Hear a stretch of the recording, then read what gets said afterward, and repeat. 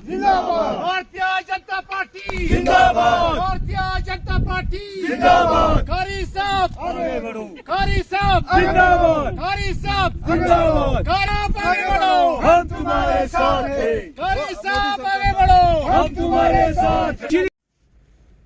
मैं आपको और आपके साथी मीडिया को बहुत बहुत शुक्रिया अदा करना चाहूँगा। आपके ज़रिए मुझे आवाम से एक बार फिर से खिदमत करने का, रूबरू होने का जो मौका मिल रहा है।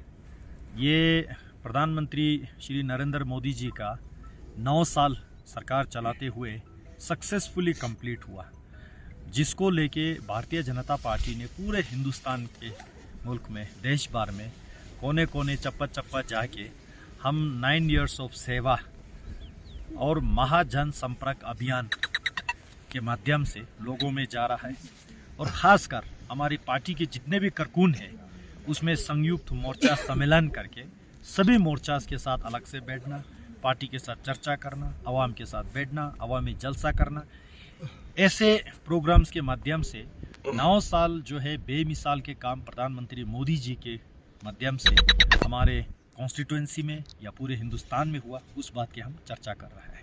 आपने देखा बीते कुछ 2-3 दिन जो है मुझे साउथ कश्मीर का जिम्मेवारी पार्टी ने दिया और वहाँ अनंतनाग, पुलवामा, कुलगाम, शोपियान जो एक दौर था टेररिज्म के लिए जाने जाते थे, आज वहाँ अमन और शांति के लिए जो जाने जाते हैं, वो इलाका कंप्लीट करके आज मैं यहाँ से गुजर रहा था। तो हमने यहाँ पे चर्चा करके द्रास में भी एक प्रोग्राम यहाँ पे करके गया, इसके बाद करगिल में भी प्रोग्राम करना है। तो यहाँ अभी हमारी पार्टी के कारकुन जितने भी जो हमारे पार्टी के लीडरन से, कारी साहब हो, मंडल प्रेसिडेंट, यहाँ के जितने भी जो बिलाल साहब, जितने भी हमारे पार्टी के कारकुन से, महिला मोर्चा के लोग हैं, युवा मोर्चा के लोग हैं, सभी लोगों के साथ मिल के बैठ के जितना इस 9 साल में जो अनगिनत बेमिसाल काम यहाँ हुआ, खासकर जोजिला टनल हम सब के लिए एक मिसाल है। बहुत सारे लोगों ने इस पे झूठे वादे करते गया, चाहे वो नेशनल कॉन्फ्रेंस के हो, पीडीपी के हो या कांग्रेस पार्टी के हो, किसी ने कसर नहीं छोड़ा झूठ बोलने में। लेकिन प्रधानमंत्री मोदी जी आने के बाद वाकई इस पे काम हुआ, प्रोग्रेस हुआ।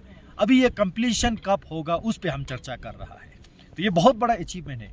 उसी के साथ साथ यहाँ से जो ट्रांसमिशन लाइन के माध्यम से पूरे लद्दाख खित्ते को 24 घंटा 7 दिन जो लाइट देने के काम जो हुआ है, उसी तरह मोबाइल टावर्स का कितना हमारा एक दिक्कत था 4G इंटरनेट नहीं होने के कारण से, खासकर जब कोविड-19 हुआ जिसमें सारे एजुकेशनल इंस्टीट्यूशंस जो तंजीमें बंद हुए, उसके कारण से लोगों को ऑनलाइन एजुकेशन नहीं मिलने का एक मुसीबत था।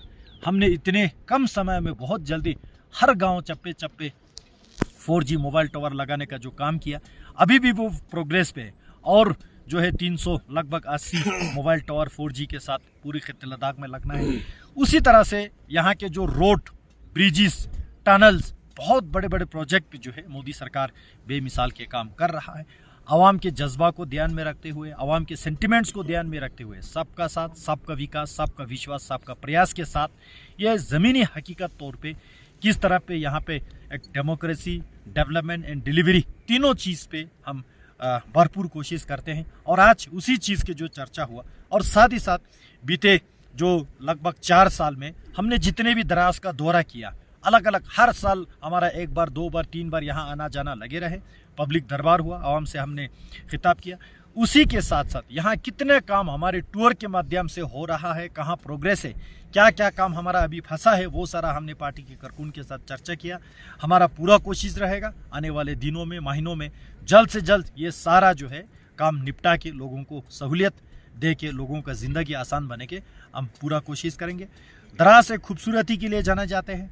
यहाँ टूरिज़्म के बहुत सारे पोटेंशियल हैं, चाहे वो विंटर टूरिज़्म हो, स्पोर्ट टूरिज़्म हो, खासकर यहाँ स्नो स्की, यहाँ जो पैराग्लाइडिंग, यहाँ रॉक क्लाइंबिंग, यहाँ हॉर्स पोलो, यहाँ टुलिप गार्डन, ये सारा कैसे प्रमोट किया जाए वो अभी हमने पार्टी के कारकुनों के साथ चर्चा किया। और हमने यहाँ से 1-2 ऑफिसर को फ़ोन भी लगा के विदिन 3 डेज़, विदिन 4 डेज़ अलग अलग जो प्रपोजल बना के उसको सबमिट करने के लिए भी रिक्वेस्ट किया और उसका कॉपी भी मुझे खुद देने के लिए कहा। और उस पर भी हम फॉलो करके जितने भी यहाँ जो इकोनॉमिक अपॉर्चुनिटीज़ क्रिएट करना है उस पर भी हम भरपूर कोशिश करेंगे। यहाँ कारकुनों ने, हमारा जो भारतीय जनता पार्टी के कारकुनों ने यहाँ पे मांग रखा कि द्रास को अलग से डिस्ट्रिक्ट जल्द से जल्द बनाया जाए। ये कोई हमारे लिए नई बात नहीं है, जब से हमने चुनाव लड़ा, द्रास की आवाम को हमने वादा किया इस बात को हम जो पार्लियामेंट में उठाएंगे, जो इस देश का सबसे बड़ा मंदिर होता है, मस्जिद होता है, लोकतंत्र डेमोक्रेसी का, उस पार्लियामेंट में द्रास की आवाज़ बनते हुए हमने पार्लियामेंट में उठाया। एक बार नहीं, 2 बार नहीं, 3 बार, प्लस हमने अलग से रिटर्न में भी प्रधानमंत्री जी को भी हमने चिट्ठी दिया है। उस पर अभी भी हमारा कोशिश जारी है। हमने इतना निवेदन किया, इस बात को सुनिश्चित करने के लिए, अमल में लाने के लिए द्रास के आवाम के सपोर्ट हम आने वाले इलेक्शन में चाहते हैं, ताकि हम आगे बात करने में और भी हमें एक ताकत मिले। हमारे बात को लोग दिल्ली में जो है हमारे प्रधानमंत्री जी, गृह मंत्री जी वैसे सुनते हैं। अगर द्रास से हमें 2 काउंसलर भारतीय जनता पार्टी के खाते में देते हैं तो हमारे बात जो है और भी मजबूत हो जाएगा। तो जल्द से जल्द द्रास को डिस्ट्रिक्ट अलग से बनाने में हमें एक सपोर्ट मिलेगा। इतना ही कहना है। क्या विजन है सर आने वाले टाइम का, इलेक्शन का क्या विजन रहेगा? आखिरी सवाल। देखिए, विजन तो जो है यहाँ के लोगों में बहुत बड़ा विजन है, एस्पिरेशन है, सपना है कि द्रास को किस तरह से अलग से डिस्ट्रिक्ट बना के यहाँ के डेवलपमेंट, यहाँ के एम्प्लॉयमेंट अपॉर्चुनिटी, यहाँ के इंफ्रास्ट्रक्चर, यहाँ के बहुत सारी चीज़ को लेके हमने द्रास को एक मॉडल बनाना है पूरे खित्ते लद्दाख में। और ये द्रास जो है लद्दाख का